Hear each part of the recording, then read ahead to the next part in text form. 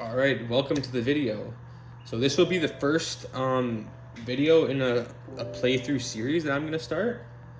I'm not sure who will see this, but basically, a little bit of context. I created my own strategy war game like a year and a half ago with a physical map that I designed. It sort of started off because for years I played with my friends all like the Total War games, and we really enjoyed them. But they were, for one, they were on different platforms, like in Mac and PC aren't always compatible, and two, we always loved like the campaign games more than just like the battles. And if there's any avid Total War players out there, they'll know like a lot of the best ones. You can't play with more than one other person in a campaign. I think only the new Warhammers you can do that. So I built my own physical game. I designed the map, got it printed out. I hand painted over like 300 miniatures, different kinds of like medieval units, and I made a whole rule book, made all the cards, and so yeah, we played it for like half a year. It was super fun, but we couldn't, like, we all lived pretty far away, so we couldn't really play that often. So in my last year of uni, I was just like, I started coding the physical game into like an online web browser game, and we've been playtesting it. It took me like a year to build, and we've been playtesting the different maps that I created for like a couple months now. And right now we are playtesting on the Conquest map, which is this map, which I will show you. And the Conquest map, this is the second version of it that I made. The first version was a little bit too colorful looking, it was kind of distracting for players. So this one has a more realistic look to it. And I made this in Incarnate, which is the map software if anyone's interested in that. But this has 8 capital cities, so up to 8 people can play it. And it's much more land focused there, but there are a lot of river systems for ships and for transporting units and such. So that's the map. Let me go back to the menu, and this is the current game that we are playing. And yeah, I will start at turn 1, and this playthrough will be kind of like my strategy as well as like showcasing the game, kind of explaining the rules for anyone who is curious, who would want to be a part of future playtesting. And yeah, so I'll probably, because there's 8 people and things don't vary that much from turn to turn, because of it's such a large map and it takes so long to kind of build up your kingdom and to get going, I'll probably record like one every 2 or 3 turns. And so this video will be like this video will be the setup to like turn 5 or 6. And yeah, so hopefully you enjoy it. All right, so this is turn 4, and we're just waiting for the red player right now to finish his turn. What did he buy? Let's see. He bought an archer and that's pretty much it, I think. As far as what he did, he took this zone here and moved his siege engine down. I think he's going for the merchant city. And he bought a fishery up there. That checks out with how much he had to spend. So my strategy here, I think I might, let's see. So I'll take my turn, and then I'll talk about kind of my strategy for the game, how I'm gonna approach the kingdom I'm playing. So, earthquake. An earthquake, none have seen for centuries, shakes your capital, toppling old buildings and ancient monuments. Safe in your citadel, your family faces no danger, but in the city's inhabitants may not be so fortunate. Roll the dice. If I roll a 1 or a 3, I get no damages. If I roll a 4 or a 6, I lose that much gold. So hopefully we got a good roll. So, oh my gosh, I got a 6. So I lose 6 gold, which is pretty terrible. It's pretty bad luck. So I did purchase a champion artifact for my champion, so I have to choose my champion style. Because I have the max rank, I've unlocked every champion style here. And one of the champions already chose the Forest King, so I can't choose that one. But I usually choose the Black Dragon one, but I might switch it up maybe. I might choose the Dark Warrior skin. This is always the tough part for me because I like every single one because I hand designed them each. There's so many options. I think I'll go with the Dark Warrior. Yeah. So I only have 4 gold. I kind of got screwed over with that dilemma. So for those of you who don't know, if anyone actually watches this video, every 4 turns, each player has to draw a dilemma card, which is essentially a chance scenario kind of card where something bad can happen to your kingdom. Like you can lose some money through your treasury, or one of your buildings can get damaged in an earthquake, or you can lose a ship to pirates or something. There's a chance that nothing can happen, but it's kind of a 50-50 that something bad will happen. That kind of like stalls your progress a little bit. So unfortunately, I only make 4 gold, even though I actually do make 9, which kind of sucks. So as far as what I'm gonna purchase, I don't really have that many options. I don't have that much saved, unfortunately. So I kind of can only get either a scout or an infantry. And as far as the buildings go, 4 gold really is not enough to do anything. These are all the artifacts that you can purchase. I already purchased the Sunseal Glaive for my champion. For people that don't know, these are all like weapons and armor and things for your champion unit. The champions are a specific unit in the game, and so on turn 4 onward, you can spend 4 gold to buy one of these abilities for your champion. And each player can only have one of them. And I chose the Sunseal Glaive, so when I'm attacking someone with my champion, the first roll, I get to roll at a 5 or less instead of a 4 or less, which is quite good. So it's almost a guaranteed hit on the first roll, which is pretty solid. But I think I'll just buy an infantryman, which is all I can really afford. I'm still in my alliance, which is good. So as far as my strategy goes for the game, the game randomly selects the turn order when you start.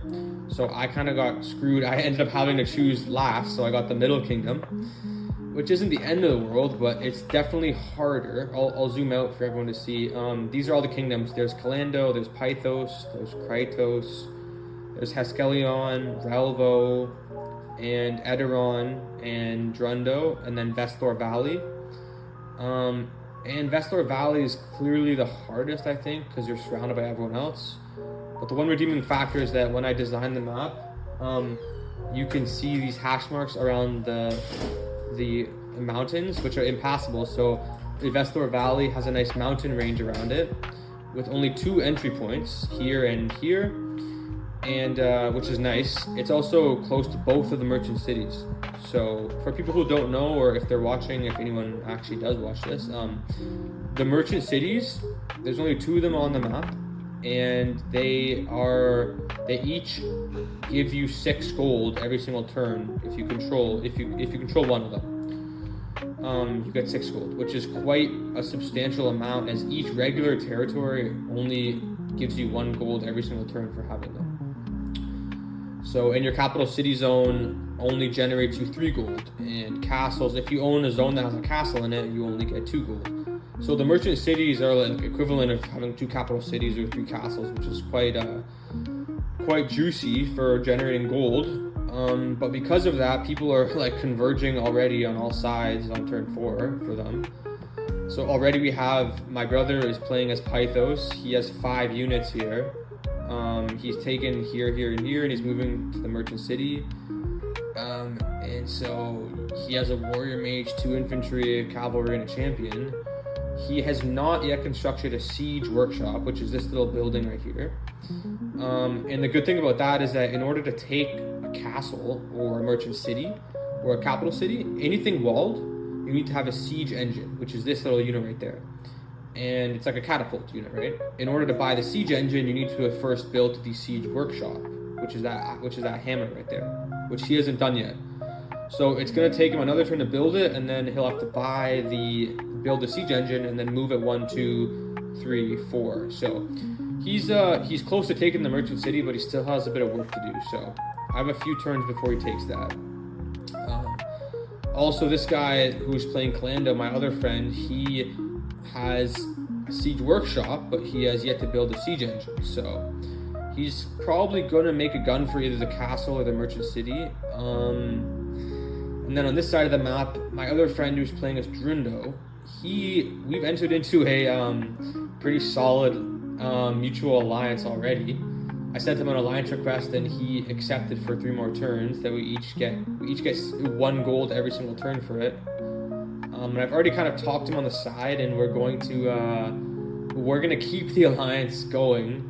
We're gonna renew it after it expires, and we're just gonna solidly stay like firm alliance members for the rest of the game, because with 8 people, like, people form coalitions of like 3 to 4 kingdoms, and you kind of need to have someone who's solidly allied with you. He wants the merchant city actually, and he asked me if he could take it if we join an alliance.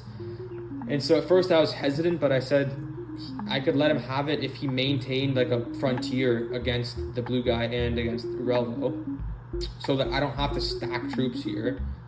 So I can focus on this frontier down there, which is good for me, because to be honest, even if I made a gun for that merchant city, I could probably take it in like 4 or 5 turns, but then he would be going for it, Relvo would be going for it, they'd all be converging on here, and I would just be spending all my resources, all my gold into holding that frontier, and then this guy and the green guy would be coming from the south and pushing up to those lands. So it kind of helps me to not have to worry about that whole frontier, because if the red guy takes it, he'll station like 20 guys there, and that's the only choke point spot that people can cross over into my lands or the lands near me, unless they like sail their ships across the river.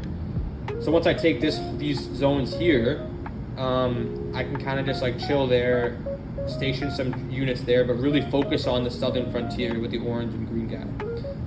So that's kind of my overall plan so far.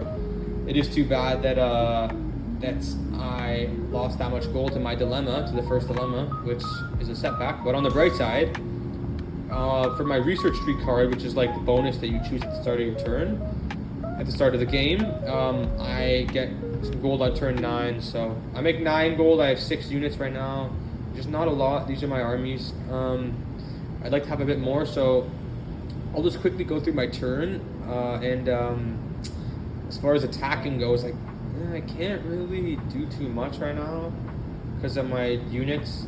I kind of want to attack that zone because I could hit it with my champion, the regular infantry, and 2 cavalry. Because the 2 infantry in my capital city only move 1 unit, 1 zone rather, and so they couldn't reach. I could be ambitious and maybe try and attack that northern zone and that zone at the same time, but I don't think it's worth it. I'm just gonna be smart, not lose too many units, and attack this zone with my 2 cavalry. My cavalry move 2, so they can reach there, but most of the units in the game, like infantry, move 1 zone, so they can't reach there. That's fine there. And the only thing is, I'm kind of worried the green guy. So for anyone who is tuning in for the first time, all of the player-controlled kingdoms and units are colored. So like this person is yellow, he has the yellow units. This person's orange, he has the orange units. This person is green, he has the green units, and so forth. And all of the other spots that aren't controlled by players are neutral, so they're all gray. So eventually on like turn 15, a lot of the gray zones will be conquered already, they'll be gone. And you can tell if someone's conquered a zone by if their coat of arms shows up. So this guy here, he's here, he owns this zone, he has 1 unit there. But because there's an infantry inside that zone, you can tell he owns it. But any of the zones that he owns that don't have troops in them, their coat of arms shows up there. There's a little like marking identification of who owns the zones. Like that's my coat of arms right there beside Vesthor Valley, and so forth. So I'm gonna do this battle quickly. Hopefully I don't lose too many units because I'm already kind of behind after that dilemma. So this is the battle board. Nice, I got 2 hits. They got no hits. Perfect. I needed that. That's actually huge. If I lost 2 units, that would be really bad. I'm gonna peacefully occupy it. Obviously, I'm not gonna pillage it because I want to keep the zone and its income. And Now for my movement turn, I kind of want to leave these guys here because in like 2 turns, in 2 turns I think I want to take the region above my capital city. So there's kind of no point in moving them down to like the zone underneath right now. Because I can't move them into my main units because of that mountain pass. So I'll place my other unit, I'll end my turn, and that's it. End my turn quickly, and yeah, so now it's the blue guy's turn. China Fit. It's turn 5. It's my cousin. He's playing, and he purchased one of the stronger champion artifacts actually, because he always gets the same one every single game. I don't know why. He's definitely making a push for the merchant city. I can tell. I'm not too worried about him because like I said, once my alliance member, the red guy, comes down, once he takes a merchant city, he's gonna really try to hold it. So he's gonna be deploying units there, and he'll be a buffer zone for me. That's the goal. Is he'll be my buffer zone, and that's the only like choke point that the blue guy or the brown guy can get to me. Can cross over to my territories unless they get some ships and they sail across the river. But I've long-term plans. I'll buy like 3 or 4 ships eventually just to keep that river safe, so no one lands on it. But overall, yeah, that's turn 5. Turn 4 rather. This is turn 5 now. But I will probably end it here so the video isn't too long. And I will pick back up on turn 6 or turn 7, and we'll do another few turns.